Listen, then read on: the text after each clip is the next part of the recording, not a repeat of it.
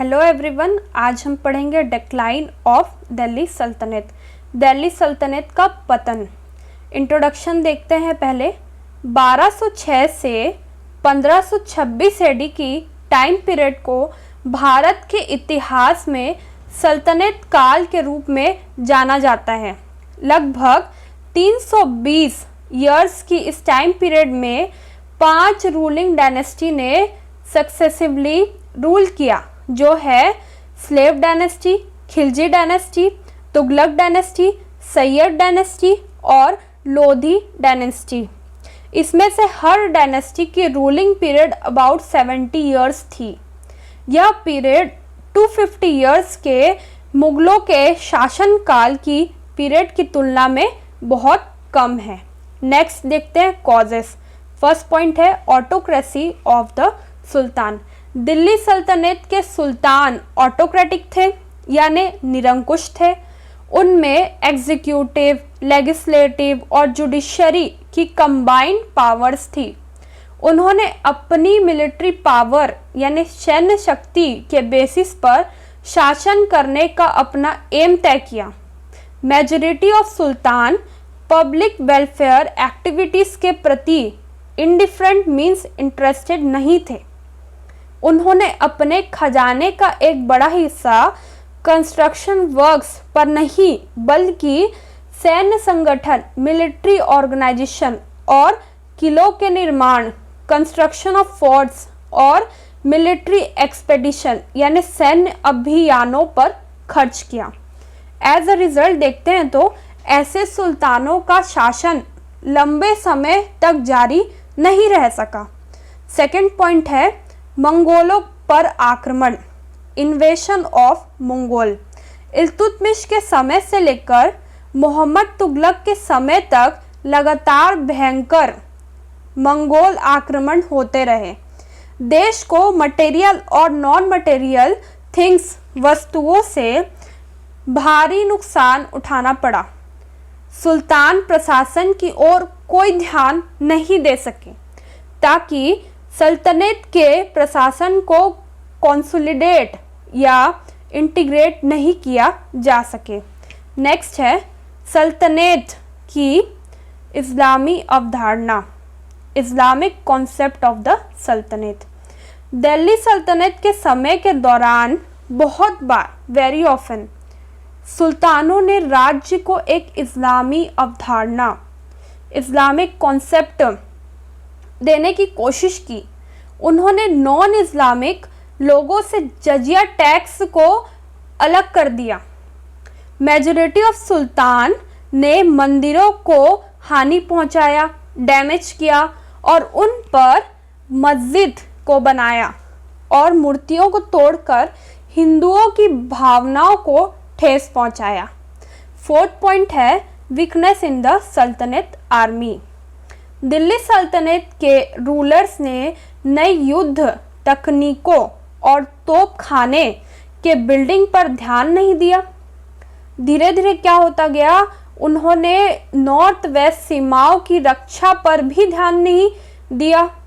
उन्होंने कभी national army तैयार करने के बारे में नहीं सोचा। वे पानीपत की पहली लड़ाई में हार गए थे क्योंकि उनके पास तोपखाने नहीं थे। नेक्स्ट है lack of defined law of succession.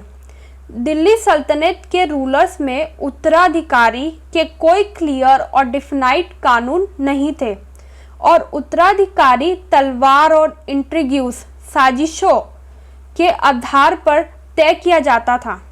In constant struggle, निरंतर संघर्ष और साजिशों के कारण दिल्ली सल्तनत को मैन और मनी का जबरदस्त नुकसान उठाना पड़ा, जिसने सल्तनत को कमज़ोर कर दिया और इसके डाउनफॉल में तेजी आ गई।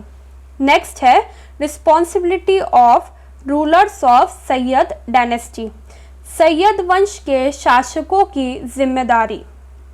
तुगलक डायनेस्टी के बाद सल्तनत में पावर सैयद के हाथों में चली गई। उनमें से किसी ने भी एडमिनिस्ट्रेटिव रिफॉर्म्स, प्रशासनिक सुधारों या एम्पायर को एक्सटेंड करना, बढ़ाने के बारे में नहीं सोचा, किसी ने ध्यान नहीं दिया। इसलिए डिसऑर्डर, अव्यवस्था हर जगह फैल गई और देश गरीब हो गया। इस डायनेस्टी के टाइम पीरियड के दौरान दोअब, कतेहर, सरहिंद, ग्वालियर विद्रोह, रिवॉल्ट के सेंटर्स बन गए। सुल्तान उन्हें दबा नहीं पाया, सप्रेस नहीं कर पाया। इसके बाद अलाउद्दीन शाह की पावर बहलूल लोधी के हाथों में चले गई। नेक्स्ट है इन्वेशन ऑफ बाबर, बाबर का आक्रमण। दिल्ली सल्तनत के डाउनफॉल का इमीडिएट कारण बाबर का आक्रमण था। उसने 1526 एडी में पानीपत की लड़ाई में लोधी सुल्तान को बुरी तरह हराया। बाबर ने दिल्ली और आगरा पर अपना कंट्रोल जमा लिया और मुगल एम्पायर की स्थापना की। नेक्स्ट है तैमूर का आक्रमण।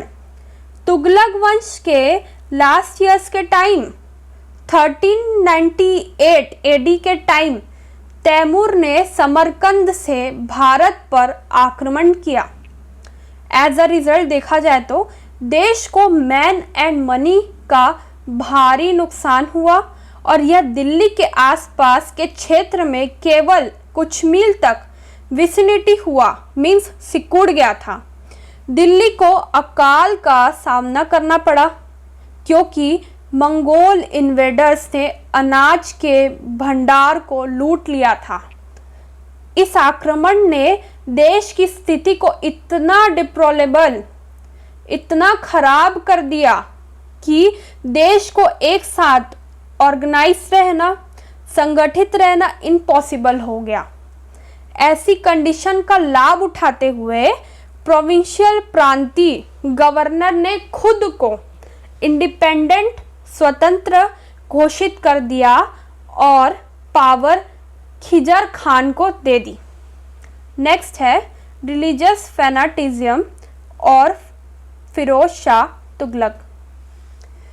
फिरोज शाह तुगलक ने पॉलिसी ऑफ हॉस्टिलिटी अडॉप्ट की थी, जिसमें हिंदू के लिए एनमिटी यानी कड़वाहट पैदा की। कुछ फैनेटिक मीन्स कट्टर मुसलमानों को खुश करने के लिए और उलेमाओं ने जगन्नाथपुरी के मंदिर को क्या किया, तबाह कर दिया। उसने उन क्षेत्रों पर जीत हासिल करने की कोशिश नहीं की जो मोहम्मद तुगलक के समय में दिल्ली सल्तनत का हिस्सा था, पर उसने ऐसा किया होता तो सल्तनत की पावर, प्रेस्टीज, इन्फ्लुएंस यानी प्रतिष्ठा और प्रभाव बढ़ सकता था। उन्होंने अमीर और उलेमा को खुश करने के लिए आंख मूंद कर जागीर बांटी। 10th पॉइंट है incapable successors of Firoz Shah. Firoz के सक्सेसर्स तुगलक डायनेस्टी के 6 रूलर्स थे। गयासुद्दीन मोहम्मद शाह, अबू बकर नासिरुद्दीन मोहम्मद शाह, नुसरत शाह तुगलक था। अमीर्स ने अपनी साजिशों से उन्हें अपने हाथों के पपेट्स, कठपुतलियां बना दिया। अमीर इतने शक्तिशाली हो गए कि वे आसानी से थ्रोन, सिंहासन हड़प सकते थे। एज अ रिजल्ट अगर देखते हैं तो सल्तनत में हर जगह अव्यवस्था, डिसऑर्डर फैलने लगी और प्रांतों में विद्रोह छिड़ गया। एक के बाद एक नॉर्थ और साउथ में स्टेट्स इंडिपेंडेंट होते चले गए और सल्तनत कोलैप्स होता चला गया। नेक्स्ट अब कंक्लूजन देखते हैं। The sultans of the Sultanate period were in no condition able to bring about the basic changes in the society. सल्तनत काल के सुल्तान किसी भी हालत में समाज में बदलाव लाने में सक्षम नहीं थे। जब जब सेंट्रल गवर्नमेंट, केंद्र सरकार कमज़ोर हुई, रीजनलिज्म सामने आई, एक प्राइड की फीलिंग सामने आई लोगों में। यही कारण है कि सल्तनत की इकोनॉमिक और एडमिनिस्ट्रेटिव स्थिति दिन ब दिन बिगड़ती गई और अंत में यह डिक्लाइन हो गई।